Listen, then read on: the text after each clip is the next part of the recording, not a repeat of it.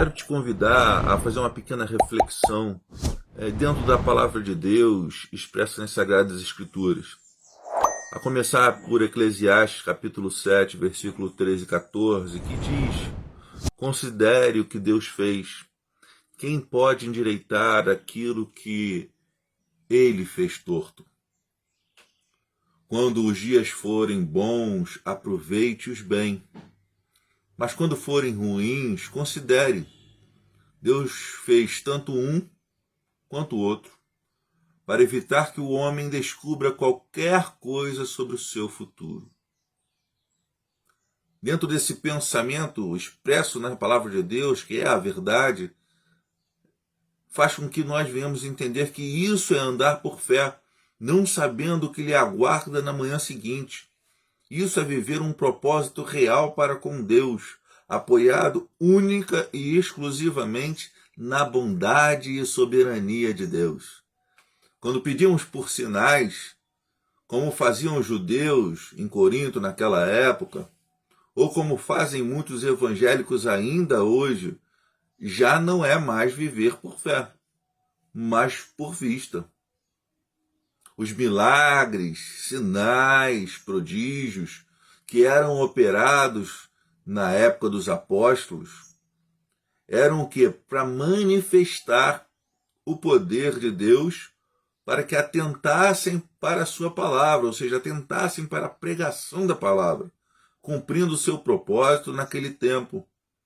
Hoje temos as Escrituras, o Evangelho, a palavra da cruz, que testificam de todo esse poder.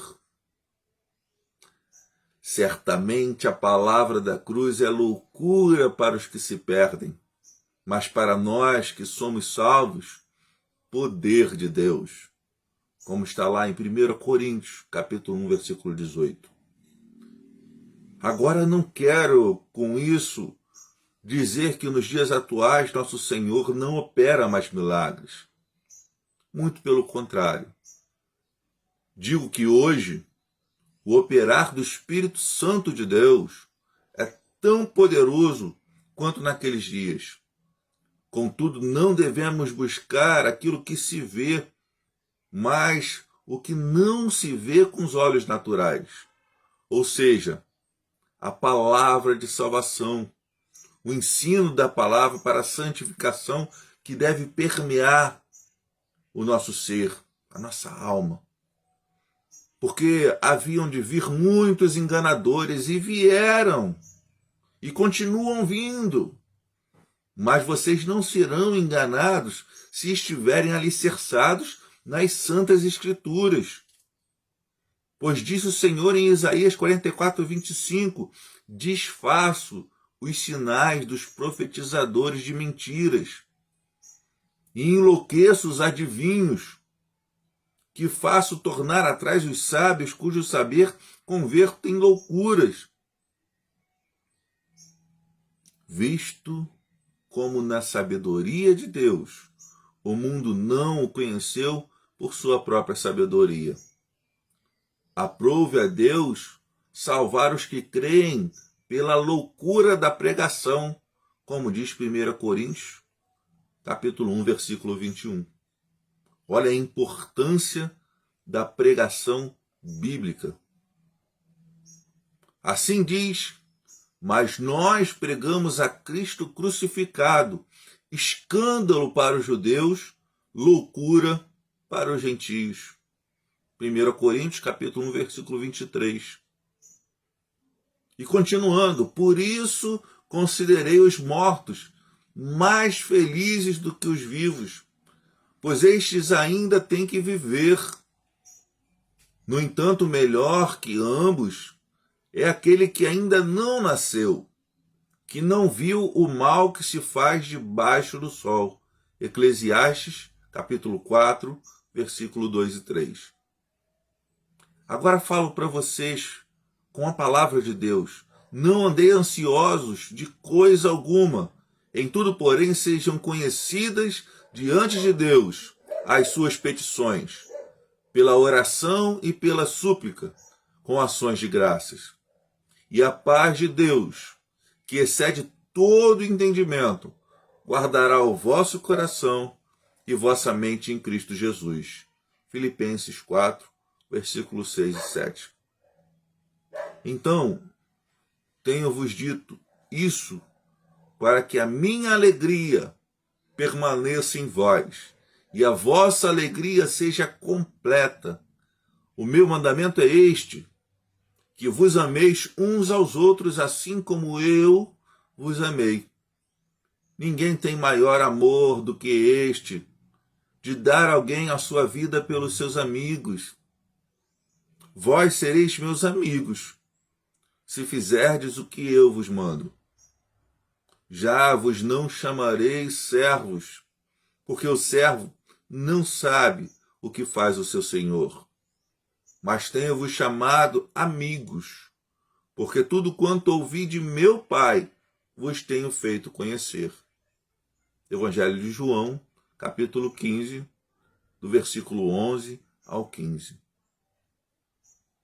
Continuando, na verdade vos digo, que quem ouve a minha palavra e crê naquele que me enviou tem a vida eterna e não entrará em condenação, mas passou da morte para a vida. Evangelho de João, capítulo 5, versículo 24. Então, para concluir, a Bíblia, por vezes, nos diz que a missão de pregar a palavra de Deus é algo árduo.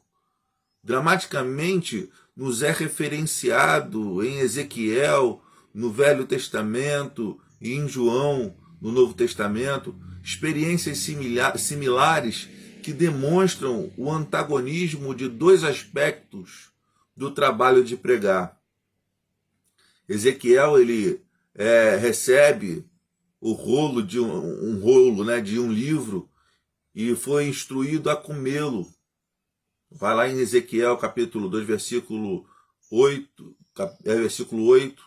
e capítulo 3, versículo 3, se não me engano. O rolo continha lamentações, suspiros e ais, que Ezequiel teria que transmitir à casa de Israel. Na boca o rolo era doce como mel, mas o trabalho em si foi difícil e cheio de sofrimento, pois pregou ao povo obstinado que não queria ouvir a palavra de Deus. E isso era difícil. João também obedeceu quando uma voz do céu o mandou tomar um livrinho na mão de um anjo. O anjo disse: toma-o e devora-o. Certamente ele será amargo a teu estômago, mas na tua boca doce como mel. Foi exatamente como o anjo falou. João foi enviado a profetizar a respeito de muitos povos, nações, línguas e reis, como está lá em Apocalipse, capítulo 10, versículo 8 ao 11. Então eu digo a vocês, a pregação do Evangelho tem o seu lado doce, trazendo consigo um enorme prazer quando percebemos o desejo sincero de pessoas a ouvirem a verdade de Deus em seus ensinos. O prazer aumenta ainda mais quando percebemos uma conversão autêntica ao Senhor e vemos um processo de transformação e mudanças profundas em nossos irmãos. Mas há, por sua vez, o lado amargo. Quando a palavra de Deus ela é rejeitada, ou mesmo percebemos a hipocrisia e um amor fingido.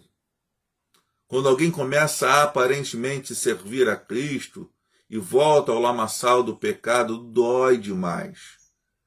E quando não há complacência por parte dos irmãos, quando aqueles que estão caídos, quando não há um coração quebrantado e compassivo, mesmo assim precisamos permanecer fidedignos à palavra do Evangelho, como foram Ezequiel e João a pregar a palavra sem adendos e adereços. Conjure-te, pois, diante de Deus e do Senhor Jesus Cristo, que há de julgar os vivos e os mortos, na sua vinda e no seu reino, que pregues a palavra, instes a tempo e fora de tempo, redarguas, repreendas, exortes com toda a longanimidade e doutrina. Segunda carta a Timóteo, capítulo 2, versículo 1 e 2. Há aqueles que talvez pensem que eu não sou mais digno de pregar a palavra de Deus, ou que eu não deveria me dizer um cristão, porque andei talvez perdido, né, em minhas emoções, em meus pensamentos, em minhas ações. Mas como a palavra de Deus me diz, eu preciso pregar a palavra santa, eu preciso continuar falando da verdade, apesar dos meus pecados. Que Deus possa abençoar a vida de todos, em nome de Jesus. Amém.